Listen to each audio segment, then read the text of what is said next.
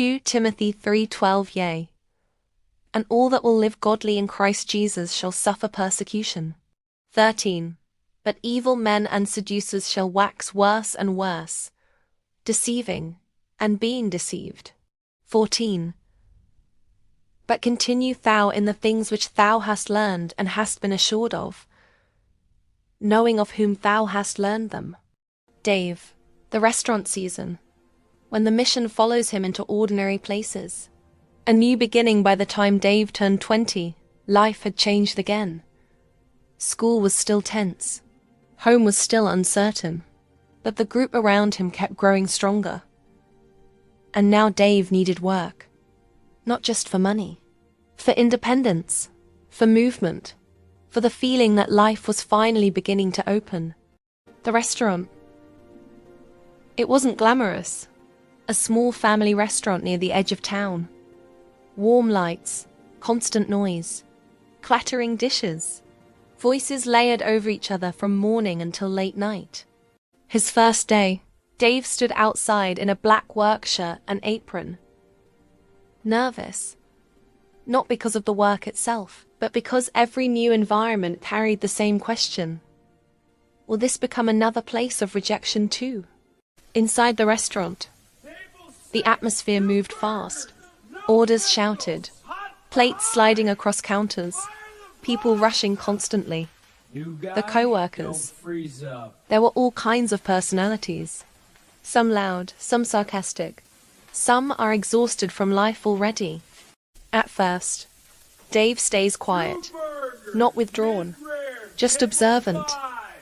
He worked carefully, listened more than he spoke, helped when people needed it, covered shifts, cleaned without complaining. People noticed not immediately, but slowly. Comments begin. He's too nice. Why is he always calm? Does this guy ever get angry? A small conversation. One night during closing, a co-worker named Ryan sat beside him. You're weird, man. Ryan laughed tiredly. Dave smiled slightly. I get that a lot. Ryan looks at him seriously. No, I mean it. A pause. You don't react like everyone else. Dave answers honestly, I used to. Ryan frowned slightly. What changed? The door opens. Dave hesitated only briefly, then answered simply, God changed me. The reactions begin. At first some co-workers listened. Some joked. Some ignored it completely. But Dave kept being himself. Not preachy. Not forceful. Just honest. When someone struggled, he listened. When someone broke down, he encouraged them. When someone asked why, he answered. Then the opposition starts. It happens slowly. Like it always did. The mocking begins. One co-worker overheard Dave talking quietly to someone during break. The next day, the jokes started. Careful guys, preacher Dave is here. Laughter. You gonna bless the fries too? More laughter. The room reacts. Some joined in. Some stayed uncomfortable. Some looked away. Dave smiled faintly. Kept working. Humiliation in front of everyone.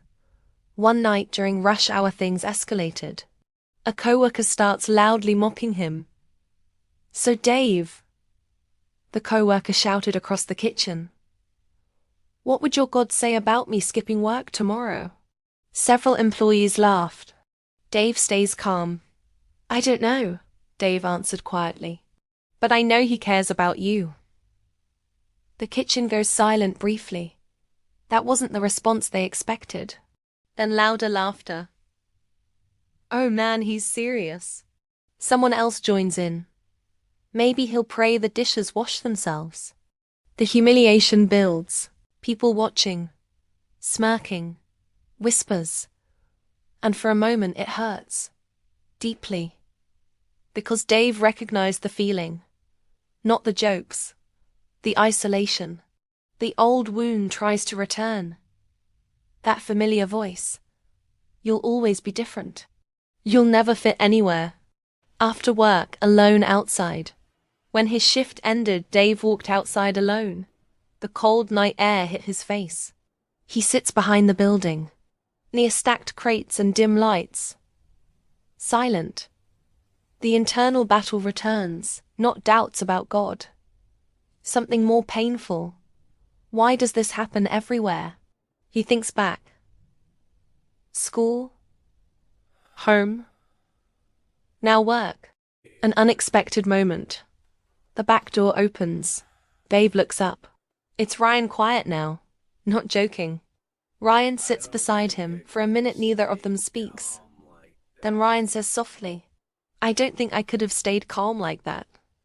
Dave exhales quietly. "Yeah," he replies honestly. "It still hurts." Ryan looks at him. Then why keep doing it? Dave's answered, "Because he already knows." Quietly, "Because someone didn't give up on me." The words land deeply. Ryan says nothing, but something shifts in his face. That was the beginning of change again. Not loudly, not instantly, but a crack forms. Even in the middle of humiliation, something real reached someone. Dave began realizing something painful but important. The opposition followed him, because the light did too. Every place that rejected him eventually revealed someone quietly searching for hope. The laughter around him was loud, but it could not drown out what others secretly needed to hear. The pressure at work, when opposition stops being personal and becomes official. The days after the humiliation, things at the restaurant change after that night. Not dramatically, subtly, but enough to feel. The atmosphere turned. The jokes didn't stop. They became sharper, more targeted. Small comments everywhere.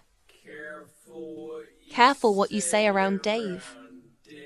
He'll start preaching again. Restaurant revival tonight. Laughter followed almost everything. Dave kept working, washing dishes, taking orders, cleaning tables, quietly, consistently. But inside, the pressure was building. Not because he was ashamed, but because rejection wears on a person when it happens constantly. Ryan notices. One evening during closing, Ryan watched Dave wiping down counters in silence. "You okay?" he asked. Dave nodded automatically. Yeah. Ryan didn't believe him. Something else has happened. What Dave didn't know was that management had started paying attention too. The manager. His name was Mr. Keller. 40. Sharp voice. Always watching everything. At first he ignored Dave. As long as work got done, he didn't care. But complaints started reaching him. Not official complaints, but whispers and strange comments. Co-workers saying things like, "He keeps talking about God to people. It's making things uncomfortable. He acts like he's better than everyone." None of it was true. But repetition creates perception. One busy evening, Dave was restocking supplies when he heard, "Dave, office, now." The tone alone told him enough. Inside the office, the room was small, cramped. Papers stacked everywhere. A flickering fluorescent light above. "Mr. Keller doesn't waste time. You've been causing distractions." Dave frowned slightly. "I'm just working." The manager leans back and talking. A pause. "About religion, that goes against our work policy." The warning. Mr. Keller folded his arms. "Let me make this simple." A pause. "You keep this up." Another pause. "And I'll replace you. You can go preach somewhere else." The silence after. Dave stood still. His chest tightened. Not angry. Just tired. Something inside him asks again. Why does this keep happening? You have to respect boundaries at work. If you can't do that, then I'll fire you. He continued. Dave's response. He spoke carefully, respectfully. Quietly, "I'm not trying to cause problems." Mr. Keller responds immediately. "Then stop talking about your God or religion in workplace." Forcing it on your co-workers is a form of harassment. The conflict deepens because Dave understood something important now. People didn't mind kindness or patience or helping others until they knew why. Leaving the office. When Dave walked back into the kitchen, the atmosphere changed immediately. Co-workers look up, some pretending not to stare, others openly curious. One voice calls out, "You survived the sermon." Obviously. "You're good at preaching to others anyways." Laughter again. Dave didn't respond. He returned to work silently. The internal weariness. That night hit harder than school had. Because this wasn't just a reputation anymore. This was survival. Income. Stability. Outside again. After closing, Dave sat behind the building again. Same crates. Same cold air. This time he looks exhausted. Not physically. Emotionally. Ryan comes again. The back door opens. Ryan walks out slowly. He already knows Keller. Dave nods once. Ryan sits beside him. For a while neither speaks. Then Ryan says quietly, "They don't get it." Dave exhales slowly. "No," he says. "They don't. I didn't either, but after you helped me and directed me to God, I felt a relief that I never experienced before." A hard question. Ryan looks at him carefully. "So, are you going to stop talking about it?" Dave thought about it. Longer this time. Because honestly he was tired. "Sometimes I'm extremely tired of the endless harassment." Then he answered, "If somebody hadn't talked to me." A pause. "I'd still be trapped." Ryan goes silent. The words hit differently tonight. Because now Ryan sees the cost attached to them. Inside the restaurant, something unseen changes. Over the next few days, the pressure increased. But so was the curiosity about God and how his power works. Because people notice something strange. Dave never becomes bitter. Even after mockery, he still helps. Still listens. Still stays calm. And that starts affecting people. Quietly. Slowly. Deeply.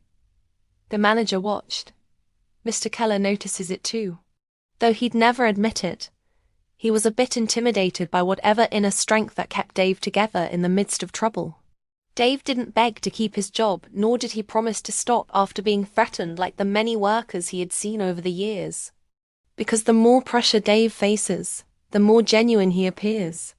Dave begins understanding another painful truth. Opposition doesn't always mean failure. Sometimes, it means something real is confronting something empty. They tried to pressure him into silence. But pressure only revealed what was truly inside him. The breaking point at the restaurant. When hidden pain finally comes into the light. As the days grew heavier, the restaurant became harder to walk into. Not because of the work, but because of the atmosphere. He lost his freedom. Every shift felt tense. Co-workers whispered when Dave passed. Some mocked openly now. Others avoided him completely. And Mr. Keller watched everything. Every conversation. Every interaction. Every pause. Looking for a reason to fire him. To accuse him. To break him. But Dave kept working honestly, quietly, faithfully. Without retaliation. Without bitterness. Without compromising. He trusted in the Lord to get him out of yet another situation. He was aware of Satan's devices, but he was not to fall for it. Ryan begins falling apart. At first, no one noticed the small signs. He snapped at customers more easily. Dropped things. Stopped joking as much. Started disappearing during breaks. But Dave saw it, because Dave recognized exhaustion. He too had lived in it for years. One night, the rush hour explosion. The restaurant was packed. Orders everywhere. Voices shouting across the kitchen. Ryan makes a mistake. A large one. Wrong order. Wrong table. A customer exploded.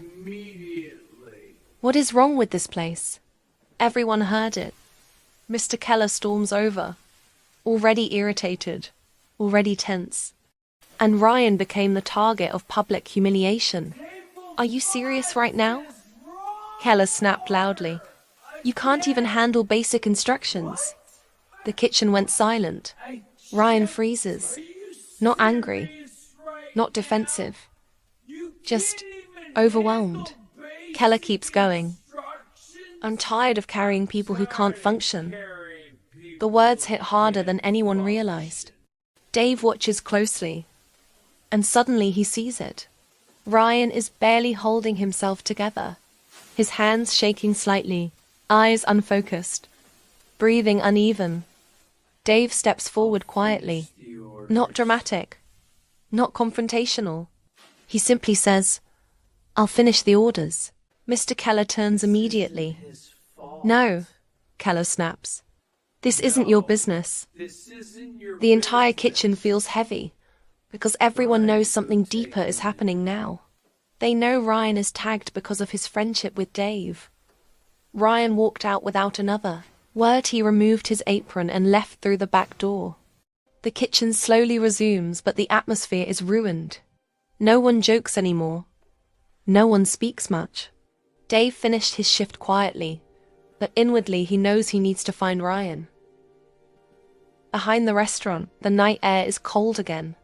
Dim alley light flickering above stacked crates. Ryan is sitting on the ground, head lowered, hands shaking. Dave approaches slowly, doesn't rush him, doesn't speak immediately, then quietly asked him, "You okay?" Ryan laughed bitterly. A broken kind of laugh. "No, that should be obvious, man." The wall finally cracked. Ryan wiped his face roughly, trying to regain control but failed miserably. "I don't understand why everything seems to be falling apart recently." Then it comes out. "I can't do this anymore. It's like I suddenly have an invisible enemy that is ruining my life every blessed day.